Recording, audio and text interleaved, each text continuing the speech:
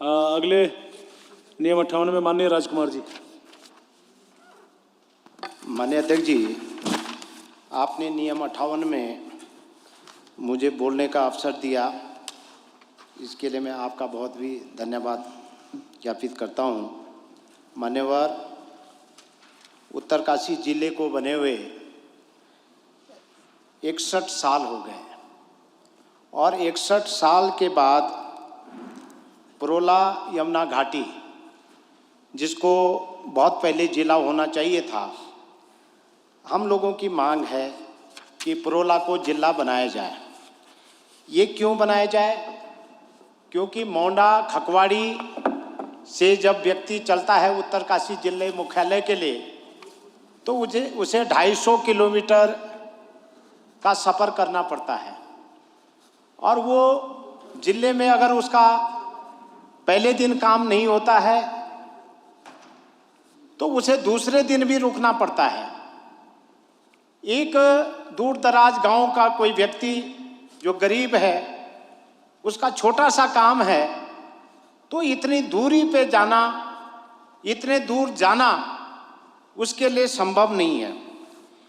ये बहुत पुरोला विधानसभा के जो क्षेत्र हैं, जिसमें नौगांव विकासखंड, पुरोला विकासखंड, मोरी विकासखंड, जो हर तरीके से पिछड़े हुए हैं। उत्तराखंड को बने हुए 20 साल हो गए हैं, लेकिन जिस तरीके का डेवलपमेंट, जिस तरीके का नियोजन उस विधानसभा का होना चाहिए था, उस तरीके से नहीं हो पा रहा है।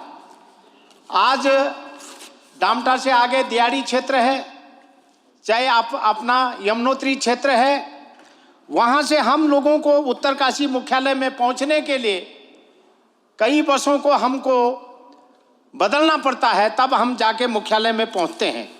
मान्यवर, क्यों पुरोला जिला बनना चाहिए?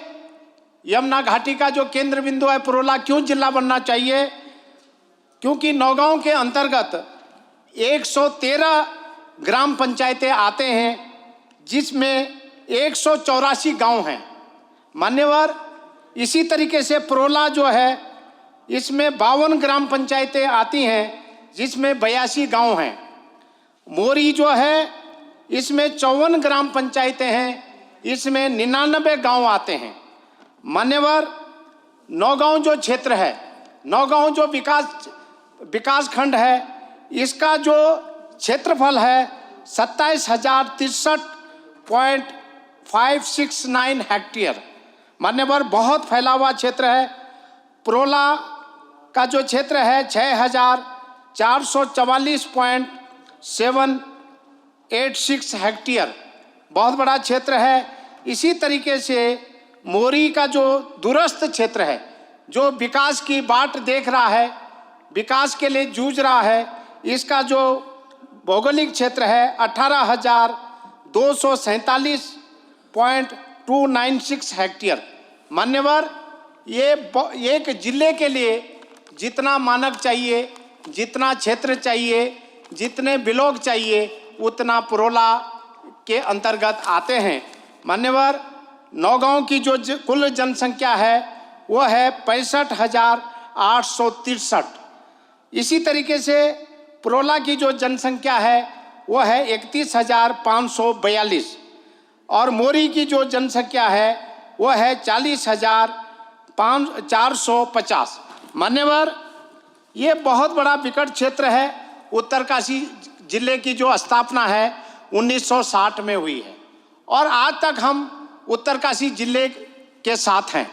मान्यवर, जब सर्दियों में, जब बरसात में बर्फ पड़ती है तो हम जो राड़ी का जो एक डांडा बीच में पड़ता है, वहाँ पे बर्फ पड़ने के कारण 10 से 15 दिन तक, एक महीने तक रास्ते बंद हो जाते हैं। तो हमको बाय देहरादून और ऋषिकेश और चंबा होके उत्तरकाशी जाना पड़ता है।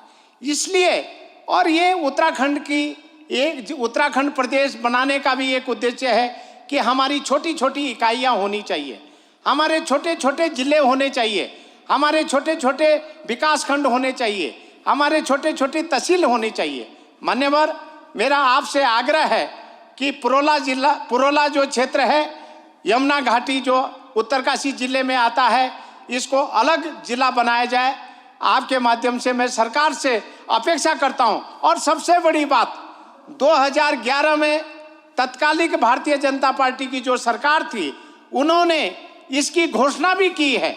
तो मान्यवर, मैं याद दिलाना चाहता हूं आपके माध्यम से, इस सदन के माध्यम से सरकार को ये याद दिलाना चाहता हूं कि 2011 को जो भारतीय जनता पार्टी ने पुरोला को जिला बनाने की जो घोषणा की है, उसमें अमल लाए और पुरोला को जिला घोषित करे। मान्यवर, इस तत्कालिक और अवलंबनीय लोक महत्व की सूचना पर सदन की कार्रवाई स्थगित कर चर्चा की मांग करता हूं। धन्यवाद।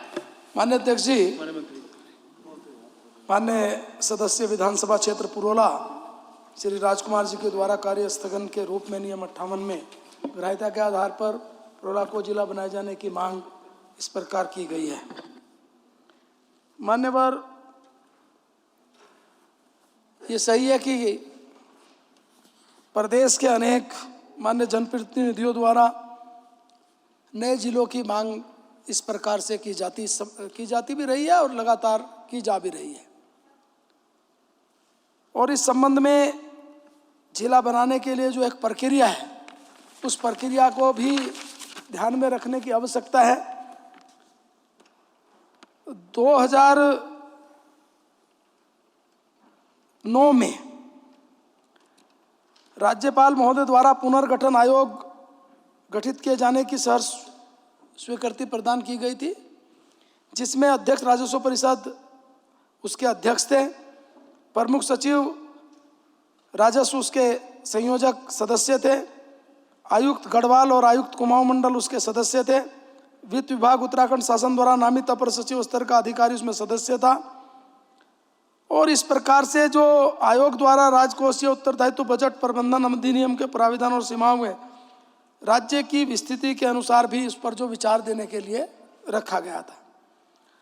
आयोग द्वारा जो उस पर बिंदु तय किए गए थे, उन बिंदुओं में जनप्रतिनिधियों से बातचीत करके, तो मैंने पहले सदन में भी एक बार इसका उत्तर देते हुए कहा था कि उस समय लगभग पूरे राज्य से 12 जिलों की इस प्रकार से डिमांड आई थी कि विभिन्न स्तरों से जो जनप्रतिनिधियों के माध्यम से। और वर्तमान समय में जो परिस्थिति है, उन परिस्थितियों के अनुसार जब तक रिपोर्ट नहीं आएगी तब तक सरकार के द्वारा कोई निर्णय लिया जाना संभव नहीं होगा। इसलिए माननीय अध्यक्ष जी, मैं माननीय सदस्य से भी सूचना देना चाहूँगा कि जब रिपोर्ट प्राप्त होगी उसके बाद ही जिले बनाने के संबंध में हम कोई निर्णय ले पाएंगे। 2011 में भारतीय जनता पार्टी की सरकार ने घोषणा करी और 2011 से लेकर 2021 हो गया है। क्या अभी तक क्या वो रिपोर्ट ही नहीं आई? क्या ये रिपोर्ट कहाँ अटकी हुई है? क्या दिल्ली रुकी हुई है या लखनऊ रुकी हुई है? ये तो यही तो देहरादून में तो रुकी होगी। नहीं, बिल्कुल, तो इसको मंगा लीजिए ना माननीय मंत्री जी। बिल्कुल बिल्कुल बिल्कुल। अब राजकुमार भाई को रिपोर्ट बतानी पड़ेगी। करण जियो, भाई है जियो, जियो करिए आप इसका। अब करण भाई फिर ये कहेगा हमें चिढ़ा रहे हैं। प्रॉब्लम तो अभी है ना काजी भाई, 2011 में हमने 4 जिलों के गठन किया गया, डीडीहाट, यमुनोत्री, रानीखेत, कोटद्वार। बाद में सरकार बदली और उसको अतिक्रमित कर दिया। बताओ क्या करें? तो हमने गठन तो कर दिया। अब उस समय अगर आप थोड़े से कैडे पड़ जाते, उस समय थोड़ी सी जितनी हिम्मत आज दिखा रहे राजकुमार भाई, थोड़ी हिम्मत दिखा गए होते तो शायद निर्णय हो जाता। माननीय सदस्य श्री राजकुमार तथा माननीय मंत्री जी को सुनने के पश्चात नियम 58 की इस सूचना को अग्राह्य करता हूं।